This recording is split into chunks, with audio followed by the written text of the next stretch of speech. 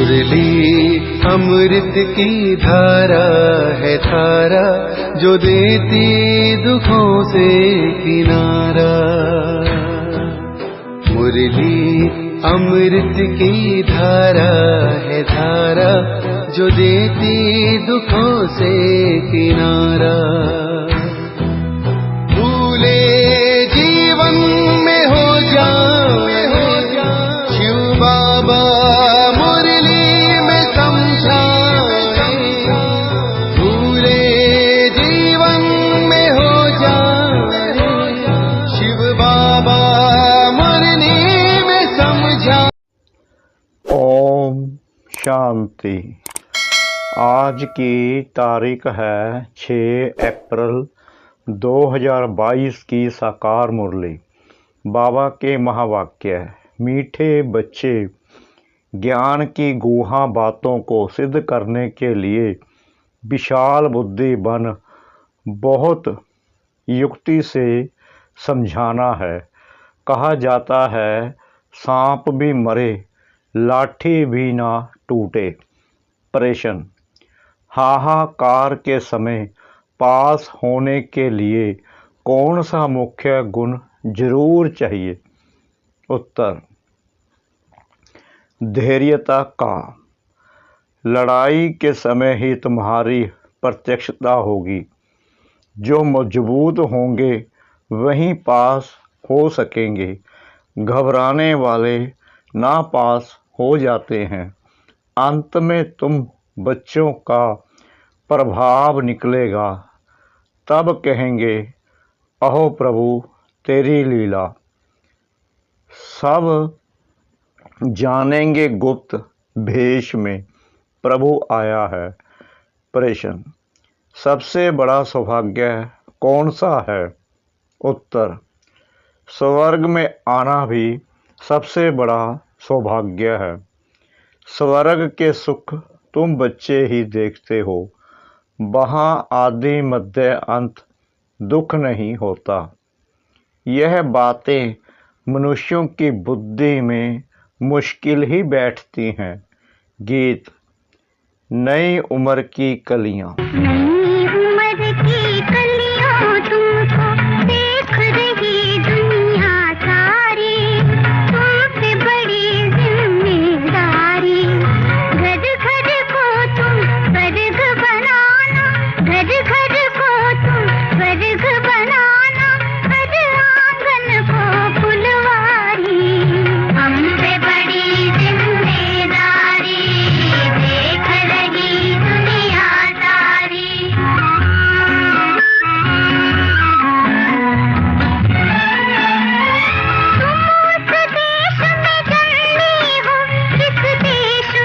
ओम शांति। भगवानुवाच। आगे श्री कृष्ण भगवानुवाच कहते थे, अब तुम बच्चों को निश्चय हुआ है। श्री कृष्ण भगवानुवाच नहीं है। श्री कृष्ण तो त्रिकालदर्शी अर्थात सब दर्शन चक्रधारी नहीं है।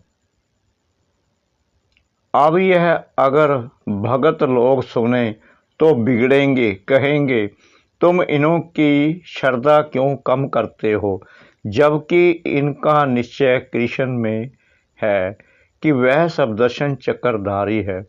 सब दर्शन चक्र हमेशा विष्णु को या कृष्ण को ही देते हैं। दुनिया को तो यह मालूम ही नहीं कि श्री कृष्ण और विष्णु का क्या संबंध है। ना जानने के कारण सिर्फ विष्णु को व कृष्ण को सब दर्शन चक्रधारी कह देते हैं। सब दर्शन चक्र के अर्थ का भी किसको पता नहीं है।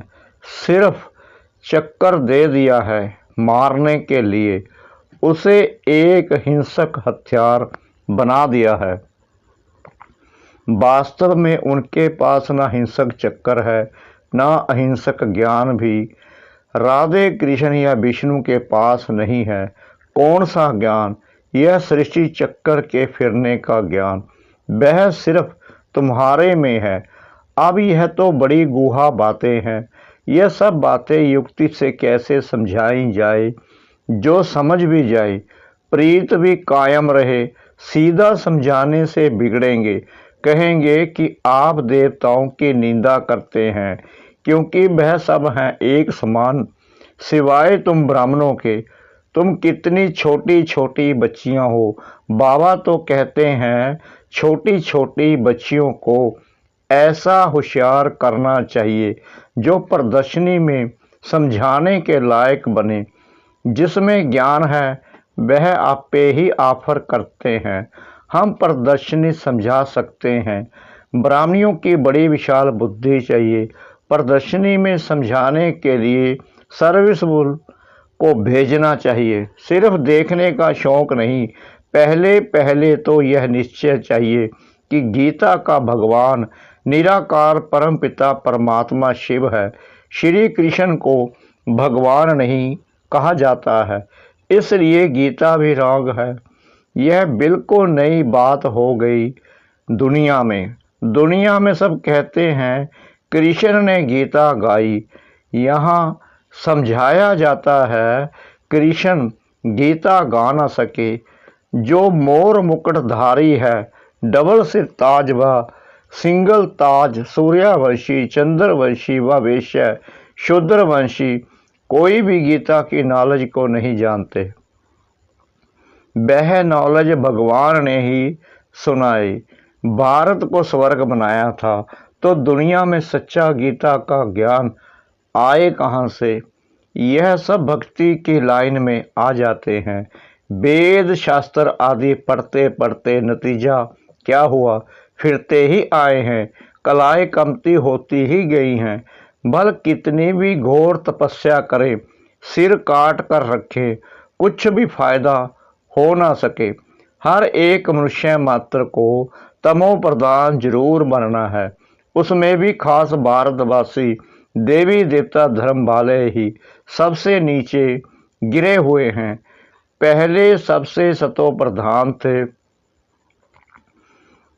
अब तमो प्रधान बन गए हैं। जो बिल्कुल ऊंच पैराडाइज के मालिक थे वह अब नरक के मालिक बन गए हैं।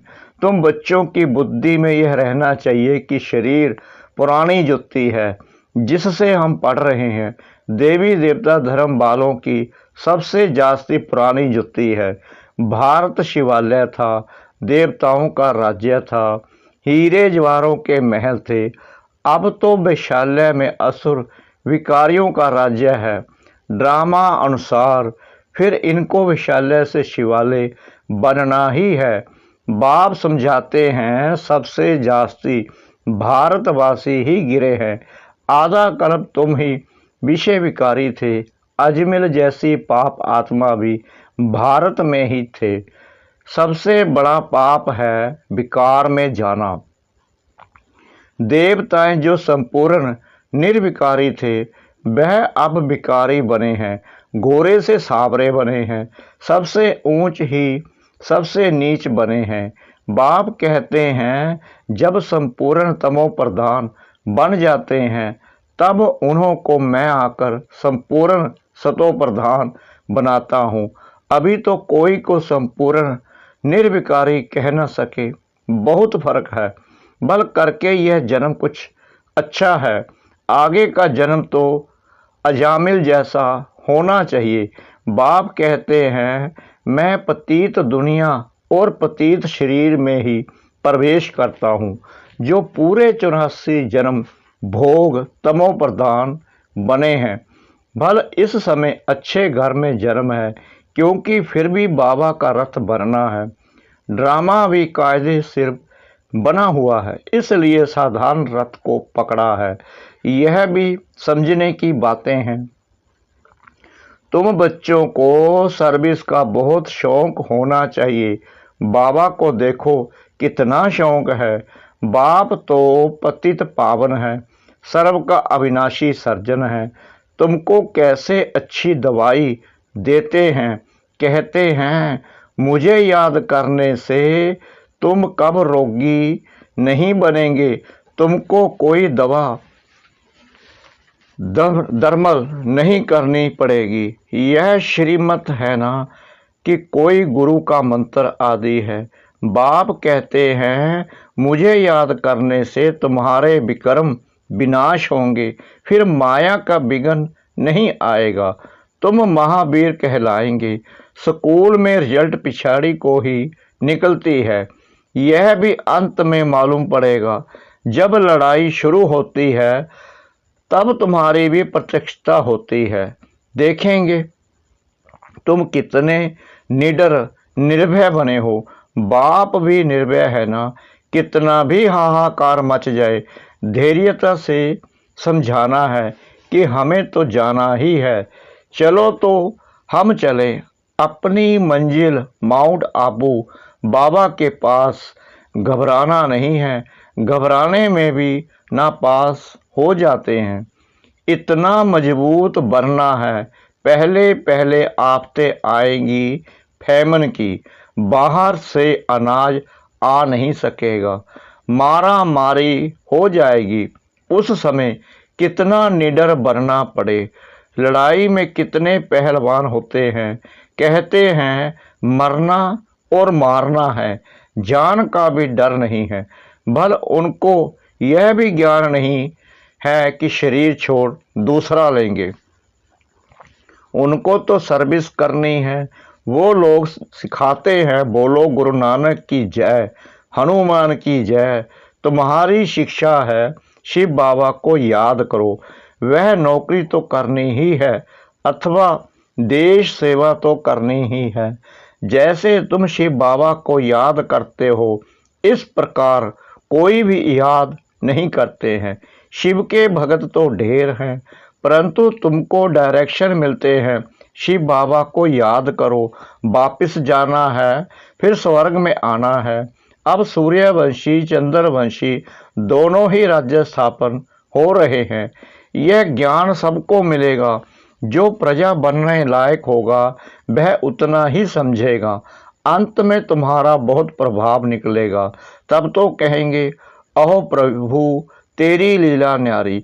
जानेंगे कि प्रभु गुप्त भेष में आया है। कोई कहे परमात्मा का भी आत्मा का साक्षात्कार हो, परंतु साक्षात्कार से कोई फायदा नहीं है। समझो सिर्फ लाइट चिंगारी देखी, परंतु समझेंगे कुछ भी नहीं कि यह कौन है, किसकी आत्मा है, वह परमात्मा है। देवताओं के साक्षात्कार में फिर भी कुछ भबका होता है, खुशी होती है। यहाँ तो यह भी नहीं जानते कि परमात्मा का रूप क्या है। जितनी पिछाड़ी होती जाएगी तो बाबा बुद्धि का ताला खोलता जाएगा। स्वर्ग में आना यह भी सौभाग्य है। स्वर्ग के सुख और कोई देख न सके। स्वर्ग में यथा राजा तथा प्रजा रहते हैं। अब न्यू दिल्ली नाम रखा है, परंतु न्यू भारत कब था?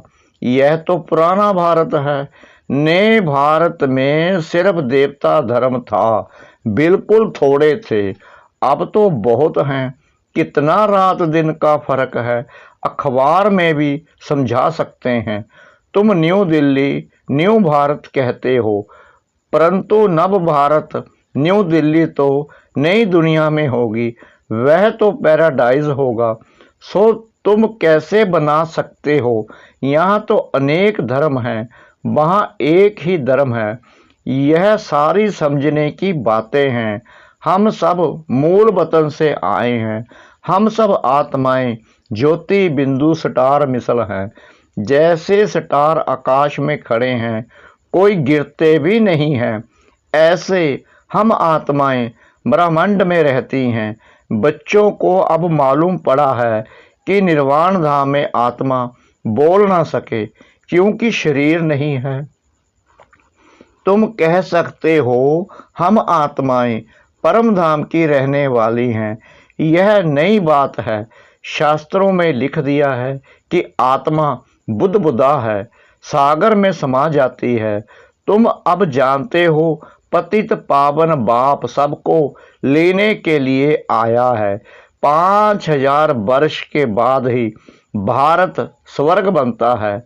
यह ज्ञान किसी की बुद्धि में नहीं है, बाप ही आकर समझाते हैं। हम ही राज्य लेते हैं, हम ही राज्य गवाते हैं। इनकी नो एंड ड्रामा से कोई छूट नहीं सकता। कितनी सहज बातें हैं, परंतु किसी की बुद्धि में ठहरती नहीं है। अभी आत्मा को अपने 84 जन्मों के चक्कर का मालूम पड़ा है, जिससे चक्रवर्ती महाराजा महारानी बनते हैं। यह सब खत्म होने वाला है, विनाश सामने खड़ा है। फिर क्यों लोभ जास्ती करे धन इकट्ठा करने का। सर्विसफुल बच्चा है तो उनकी यज्ञ से पालना होती है। सर्विस नहीं करते तो ऊंच पद भी नहीं मिलेगा। बाबा से पूछ सकते हो, हम इतनी सर्विस करते हैं जो ऊंच पद पाए। बाबा कह देते हैं, आसार ऐसे दिखाई देते हैं जो तुम प्रजा में चले जाएंगे। यहाँ ही मालूम पड़ जाता है। छोटे छोटे बच्चों को भी सिखलाकर इतना होशियार बनाना चाहिए जो प्रदर्शनी में सर्विस करके शो करें। अच्छा, मीठे मीठे सिखला दे बच्चों प्रति माता पिता बाप दादा का याद प्यार और गुड मॉर्निंग। रूहानी बाप की रूहानी बच्चों को नमस्ते। हम रूहानी बच्चों की रूहानी बाप दादा को श्रद्धा भरी प्रेम भरी नमस्ते।